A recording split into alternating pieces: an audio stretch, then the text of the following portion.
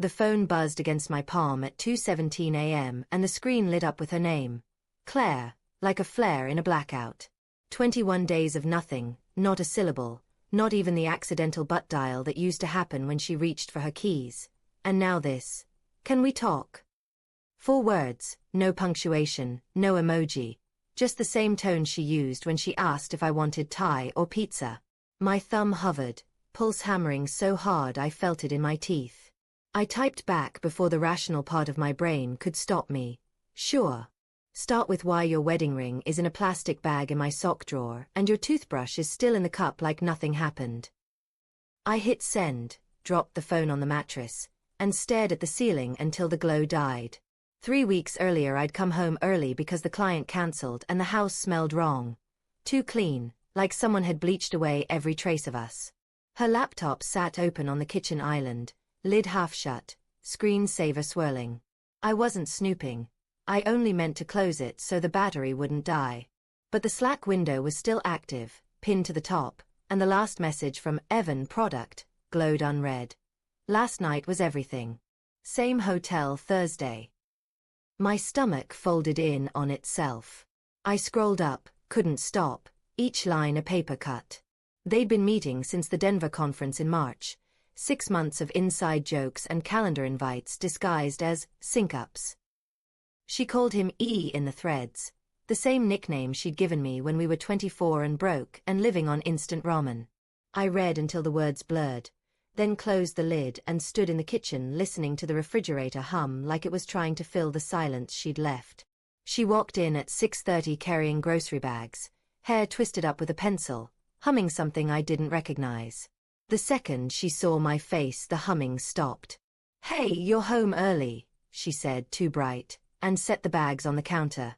Milk, strawberries, the expensive oat milk she pretended was for me but drank herself. I couldn't speak. She followed my eyes to the closed laptop and the color drained from her cheeks the way water slips down a glass. "It's not what you think," she started, but the sentence died when I opened the drawer and took out the velvet box where her ring should have been. Empty. She'd left it on the bathroom counter that morning, or so I thought. I found it later wrapped in a tissue inside her gym bag like contraband. We didn't scream. That was the strangest part. Claire hated yelling. She'd grown up with parents who weaponized volume. Instead she sat on the stool and folded her hands in her lap like a kid waiting for the principal. "I panicked," she said. "I took it off before spin class because my fingers swell and I forgot to put it back on." Lie number 1. Small and polished. I asked about Evan. She looked at the floor, then at me, then at the floor again. "He's a friend," she said. "We talk." Lie number 2, bigger, but delivered with the same calm voice she used to read bedtime stories to our niece. I asked why her toothbrush hadn't moved in 3 days. She said she'd been staying at her sister's to give me space after our last fight about the credit card bill. Lie number 3. And that one cracked me open because her sister was in Portugal for the month and had posted sunset photos every night. I told her to pack a bag. Not dramatic, not cinematic. Just get what you need for a few days and go. She cried then, quiet tears that slid off her chin onto the hardwood we'd refinished together the summer before the wedding. She kept saying, "I'm sorry," like a broken record, but sorry for what exactly she never specified. I watched her fold sweaters into the suitcase we bought for our honeymoon, the one with the broken wheel, and I felt this hollow ache where love used to be, like someone had scooped it out with a melon baller. When the Uber pulled up, she hesitated at the door. "I love you," she said. I believed her and I didn't. The door shut. The house exhaled. The first week I functioned on autopilot. Showered, went to work, answered emails with periods instead of exclamation points. Friends texted, "You okay?" And I replied with thumbs up emojis because explaining felt impossible. I slept on the couch because the bed smelled like a coconut shampoo and the indentation of her body was still there, a ghost in memory foam. I kept waiting for the rage, the cinematic moment where I smash plates or burn her clothes, but mostly I felt tired, the kind of bone-deep exhaustion that makes your teeth ache. I cooked eggs at midnight and left them uneaten. I watered her orchids even though they were already brown at the edges. Week 2 I started digging, not proud of it but unable to stop. Her iCloud backup synced to the old iPad in the drawer. The password was still our wedding date. I found the hotel receipts, the Uber history, the playlist titled E&C, with songs we'd danced to at our reception. There was a photo of them at the rooftop bar downtown, her head on his shoulder, city lights behind them like a postcard. She looked happy in a way I hadn't seen in years. Not since before the miscarriages, before the layoffs, before we stopped finishing each other's sentences.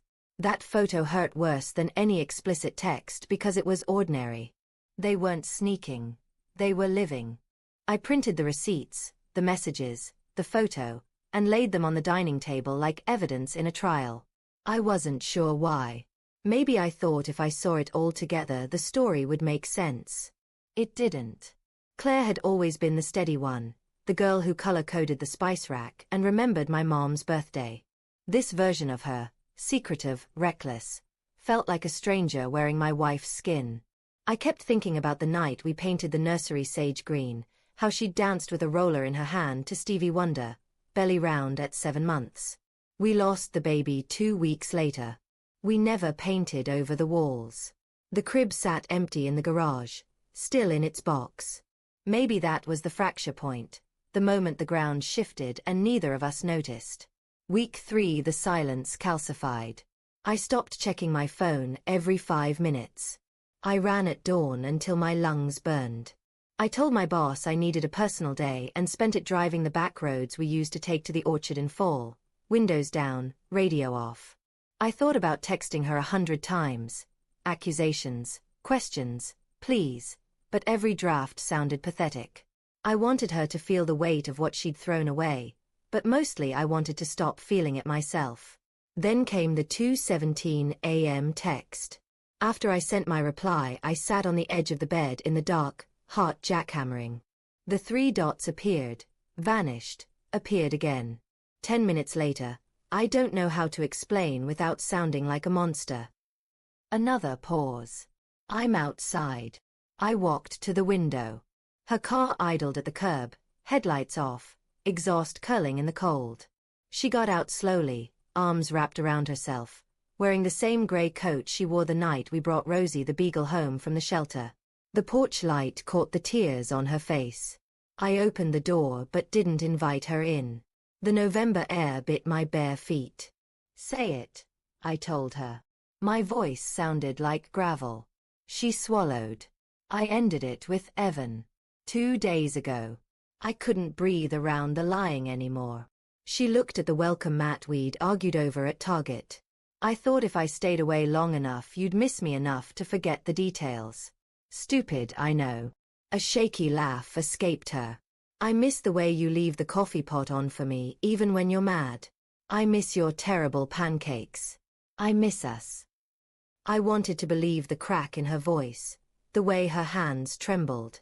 Part of me still loved the girl who used to fall asleep on my chest during thunderstorms. But the other part, the part that had memorized every betrayal, stood firm. You didn't just lie, Claire. You rewrote our history in real time. Every "I'm working late" was a choice to erase me. I stepped back, hand on the door. I don't know how to unknow what I know. Her face crumpled. What does that mean? It means I'm keeping the dog, the house, the sage green nursery we never used. It means you should go. I started to close the door. Wait. She stuck her foot in the gap, wincing when the wood pinched it. Please. One chance. Counseling, whatever you want. I'll tell you everything, every ugly detail, until you're sick of hearing it. I looked at her then, really looked.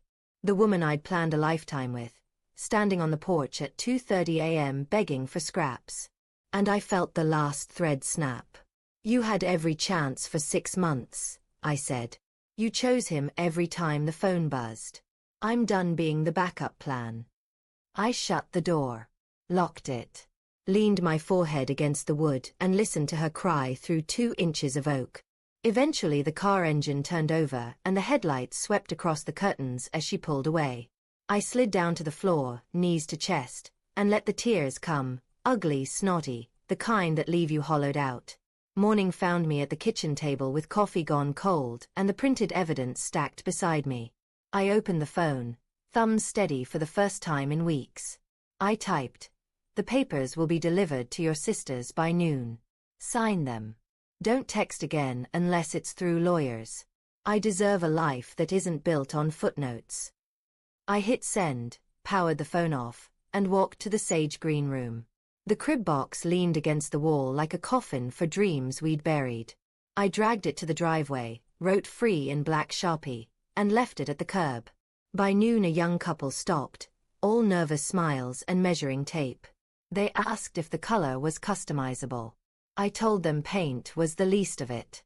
They loaded the box into their truck and waved thanks. I watched them drive away with the last piece of our almost family and felt something loosen in my chest. Not peace, not yet, but space. Room to breathe. That night I cooked pancakes, burned half, ate 3 anyway. I left the coffee pot on out of habit, then turned it off. The silence wasn't empty anymore. It was mine. And somewhere between the burnt edges and the quiet, I understood the hardest truth. Love isn't a promise you keep. It's a promise you choose, every single day, until one of you stops choosing back.